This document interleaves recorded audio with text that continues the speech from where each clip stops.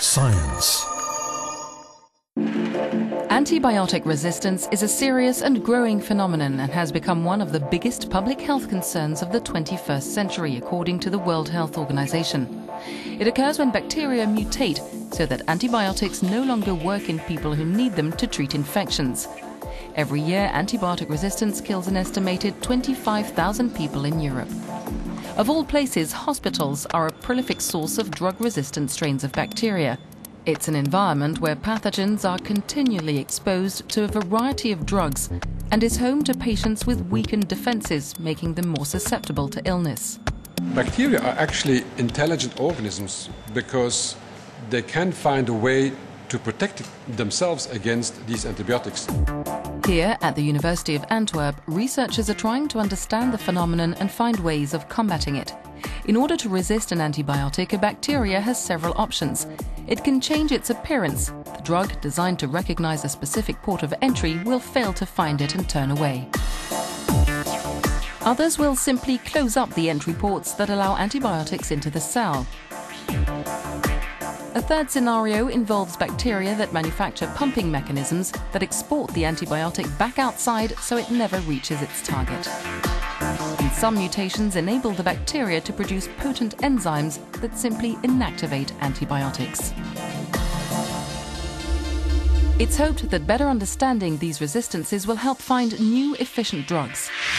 Recently, researchers made a major discovery in the fight against one of the biggest public health threats, multidrug-resistant tuberculosis. The germs that spark this highly contagious airborne disease have mutated over time and in some cases are highly drug-resistant.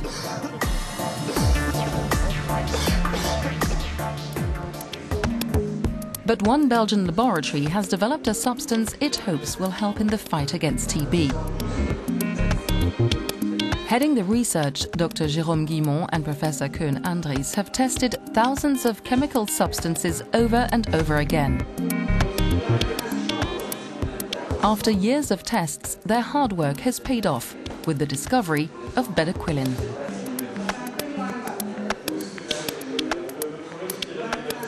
It's a very special antibiotic in the sense that it is the first antibiotic ever described to interfere with the energy generation in bacteria.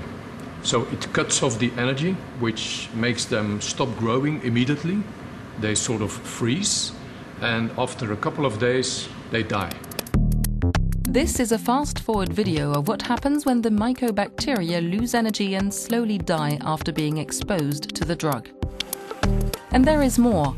TB pathogens seem to develop very little resistance to this new drug.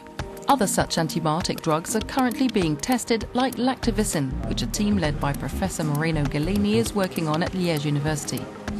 Lactivicin is a compound produced by fungi.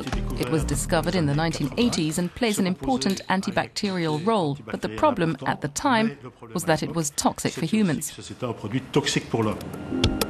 But researchers have now managed to eliminate this toxicity. The molecule tested in Liège inhibits penicillin-binding proteins, preventing the bacteria from surviving.